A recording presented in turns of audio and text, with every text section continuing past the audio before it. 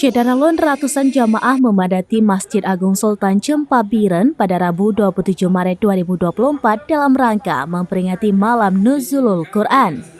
Peringatan Malam Nuzulul Quran merupakan agenda rutin dilakukan Pemkab Biren yang dilaksanakan Dinas Syariat Islam Biren setiap tahun saat bulan suci Ramadan dibuka PJ Bupati Biren Aulia Sofyan PhD diwakili Asisten 1 Seddaka Biren Mulyadi.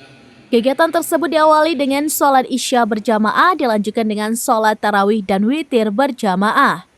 Panitia menghadirkan Dr. Tengku Haji Misran Fadi dari Loksmawe sebagai penceramah. PJ Bupati Biren Aulia Sofyan dalam sambutannya mengatakan, sebagai manifestasi rasa syukur atas segala nikmat dan karunia Allah Subhanahu wa Ta'ala, kaum muslimin harus memaknai peringatan Malam Nuzulul Quran atau malam turunnya pedoman dan tuntunan, yaitu hudan dan linas bagi umat manusia, yakni Al-Quranul Karim. Dari Biren, Yusmandin Idris, serambinews.com.